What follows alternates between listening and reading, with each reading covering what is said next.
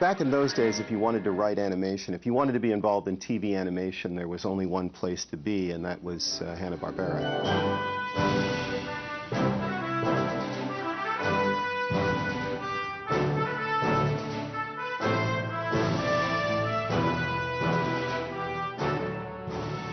This season is a huge step in the right direction. Things were changing, and that it was nice to, kind of reflect the country as a whole.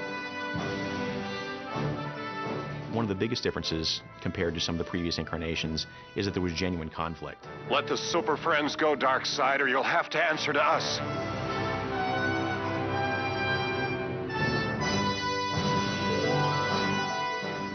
It grieves me to have to stun you.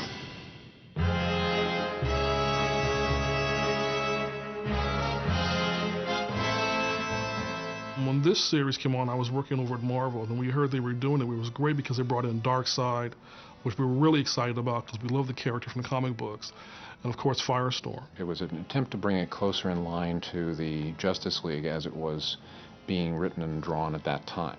They knew their audience was growing up, so they wanted to grow up with their audience as well. As they grew closer to what the comics were about, I grew more interested in what they were doing. With the introduction of supervillains into the mix, and big menaces like Darkseid and Brainiac and Luthor, that was an enormous help in terms of storytelling. It just made everything more vital, kind of put more of a sense of danger on the table for the Super Friends. I will ignore your feeble threats, Batman.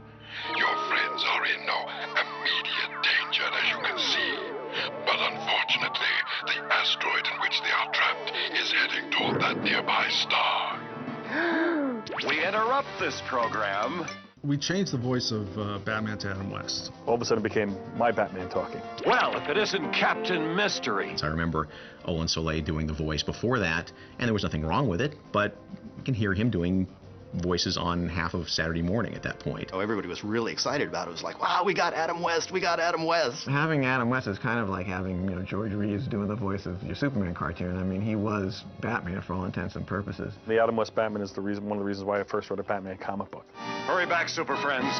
This crisis is monumental. He was the perfect match of voice and character because there was just something about that voice that was warm and sounded like your favorite uncle. I tapped into your computer by accident. Being a super friend involves great dangers. When I watched the Batman show as a kid, I know it was campy, but I took it seriously. It sort of walked with this weird line where if you were an adult, you could laugh at it. If you were a kid, you were totally into the adventure.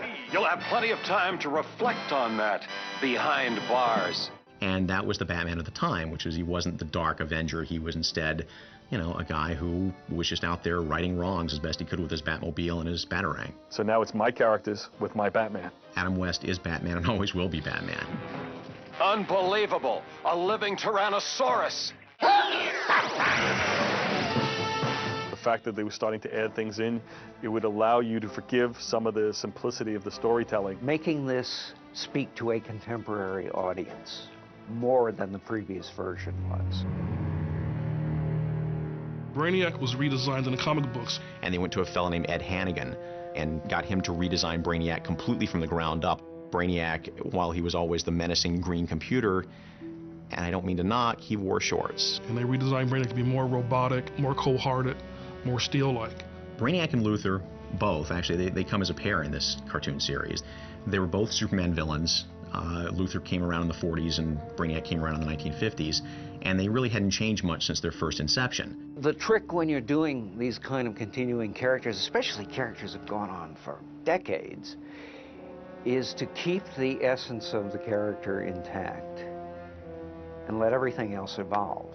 Now that you add him in what might be deemed a more quote-unquote horrific form, as a more dangerous robot, you took to accept him more as a more viable threat. I did not calculate the intrusion of the Indian. And he was just kind of creepy. I mean, even Darkseid was afraid of him. He was just, this kind of automaton that was, not going to broach any nonsense from anybody.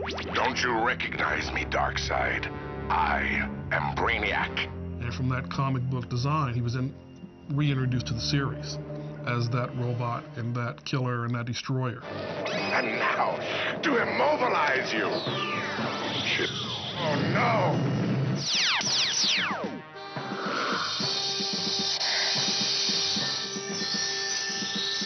We have finally In 1971, Jack Kirby, who was a main player and a main motivator in the Marvel universe, Marvel Comics, was netted by DC, finally. It's a huge, big, giant exclusive deal. The DC universe, it didn't have enough overpowering villains. The essence of drama is conflict. One of the things that Marvel had always beat it at was that their villains were frankly cooler. The villains really make any show. So that was the one shortcoming. Well, Kirby more than made up for it with Darkseid and his ilk. He created this entire pantheon called the Fourth World. And just made a terrific villain. And Darkseid had become the biggest villain of the DC universe. There's a regalness, there's a threat, and there's an oppressive evil about him. Look about you, my son, for on this spot I shall defeat the Super Friends and assure my reign over the planet Earth. This wasn't some stupid thug with a giant superpower. This was a smart, powerful, dangerous god. Proceed. And that's the kind of scope that character brings to the Super Friends universe. It's suddenly not about stopping bank robbers, and it's not about stopping alien beings who want to steal our national monuments. It's about dealing with a guy who wants to conquer all of space and time. He was a supervillain. Anytime I saw Darkseid on a cover, or anytime I heard that Darkseid was a book, I'd grab it because I wanted to see what he was going to do and how he interacted with the rest of the DC universe. Press the button and you will rule the universe at my side. In the early 80s, there was interest in doing not only the cartoon show, but also doing a toy line that might tie into it. We were coming into a time where there was a much greater toy opportunity than there had been for years. I think it was Paul who was the one who really looked at that character and saw the potential, not only for an anchor for the toy line, but also as an anchor for the cartoon show. Toy people wanted to push Darkseid, and so we brought Darkseid into it. Apocalypse, a dark and dismal planetary fortress.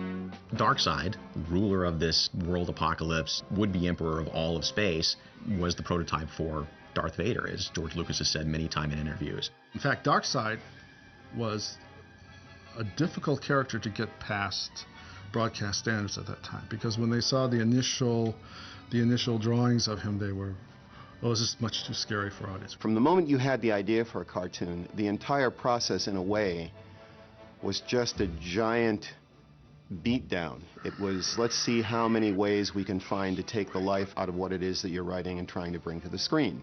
But this was a big fight, and the biggest fight we had, this is going to sound absolutely insane, but it's true. The biggest fight we had was getting his name accepted by broadcast standards, because they felt that Darkseid, with the spelling being S-E-I-D, and I swear this, they thought it was going to offend their German viewers, and so they refused to allow us to use the name.